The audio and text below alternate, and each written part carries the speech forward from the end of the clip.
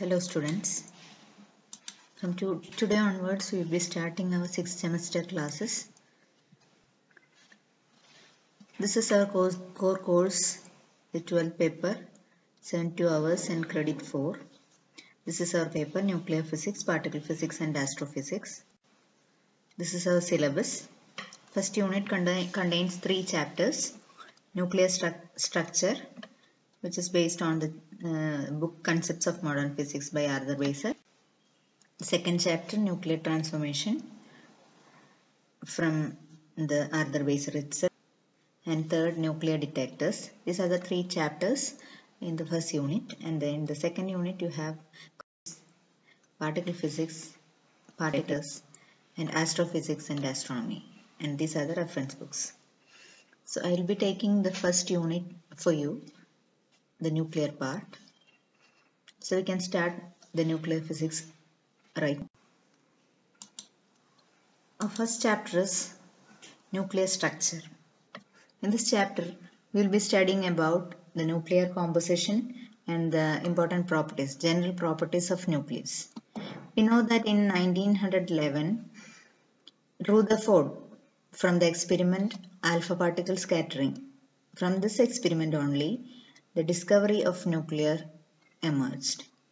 So it was found to be a tightly concentrated mass, which is he termed it as nucleus, with a size 10 raised to minus 15 meter. It is also called 1 Fermi or 1 femtometer. This was identified in 1911. Okay, and the nucleons inside the nucleus, the neutrons and protons are collectively called nucleons. Now, the conventional symbol of a nuclear species or a nuclide is XZA, where X is the chemical symbol of the element, Z is the atomic number of the element, which is the number of protons in the nucleus, and A is the mass number of nuclide or the number of nucleons in the nucleus. Now, what are nuclear electrons? Before the discovery of neutron, it was assumed that all nuclei consist of protons with enough number of electrons to neutralize the positive charges. It was assumed that there are only protons and electrons inside the nucleus. Since neutrons have no charge, it was not yet discovered then. So, this has a strong argument. The electrons, the number of electrons which is compensating the positive charge is present inside the nucleus. It was followed from the fact that there came the beta decay emissions, from where electrons are ejected from or emitted. Electrons are emitted from the nucleus. So it was thought that there was electrons inside the nucleus. But there are some arguments against the nuclear electrons. The one is that when we calculate the energy of an electron confined to the nuclear size, that is 10 raised to minus 15 centimeter nuclear size, it should have an energy greater than 20 mega electron volt. But the electrons emitted during beta decay have only energies 2 to 3 mega electron volt.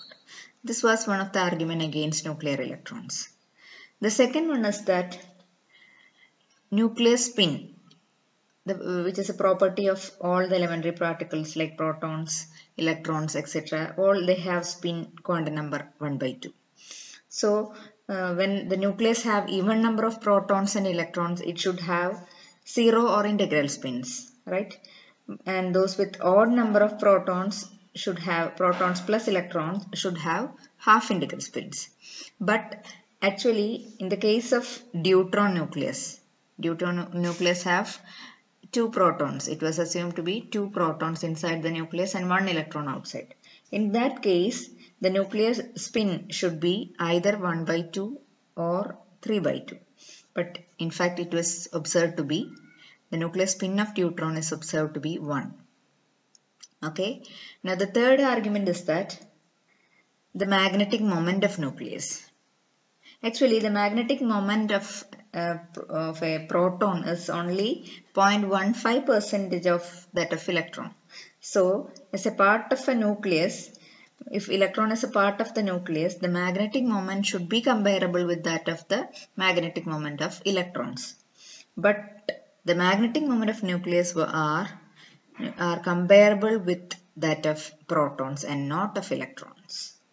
That was one of the argument against nuclear electrons, right? And the other one is that it is the electron nuclear interaction energy. The force that holds the nucleus together tightly, the binding energy is called binding energy. It is around 8 mega electron volt per particle. If that is the case, how can the other electrons in the atom remain outside the nucleus? That could not be explained, or it cannot give account for the presence of nuclear electrons inside the nucleus until the discovery of neutron by James Chadwick. It was this theory, or the nuclear electron theory, was assumed to be correct. Now, what are isotopes? Isotopes are the nucleides with same atomic number but different mass number. One of the examples is hydrogen, deuterium and tritium. Ordinary hydrogen H11, deuterium H21, tritium H31. Okay, here one proton, one electron, one proton, one neutron, one electron, then two neutron, one proton and one electron. So these three have same atomic number but different mass number. Another example is chlorine 3517 and 3717. These two are the examples of isotopes. Next is isobars. Nucleus with same mass number but different atomic numbers are called isobars. With same mass number but different atomic numbers. The example is oxygen 816 and nitrogen 716. Both have same mass number 16 but different atomic number. So isobars will be of different species. The next is isotones. What are isotones? Nuclei with same number of neutrons. They are called isotones. The examples are oxygen 816, nitrogen 715 and carbon 614. All of these have neutron number 8. Such nuclei are called isotones. Nuclei with same number of neutrons. Next is atomic masses.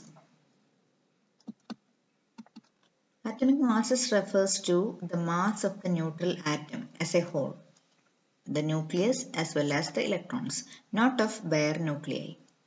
The atomic mass is identified in the units of atomic mass unit. It is symbolized as U. So, what is the definition of atomic mass unit? One atomic mass unit is 1/12 to the atomic mass of carbon 612. This is the amount of 1/12 atomic mass of carbon 612 is termed as 1 atomic mass unit. The value of 1 atomic mass unit is equal to 1.66054 into 10 raised to minus 27 kilogram. The energy equivalent of a mass unit is 931.49 MeV. How will you get the energy equivalent of a mass unit? We know the equation E is equal to mc square. When we substitute the amount of mass and c is the speed of the light, when we substitute this, we will get the energy equivalent of this corresponding mass. So what is m? M is equal to 1u and c is equal to 3 into 10 raised to 8 meter per second. So when we calculate mc square, you get the energy in the form of, in the units of joule, and we know that 1 electron volt is 1.6 into 10 raised to minus 19 volt. So when we convert it into mega electron volt, we get the energy equivalent of a mass unit as 931.49 MeV. These are the some masses of various elements. Proton have a mass 1.67 into 10 raised to minus 27. Neutron approximately same.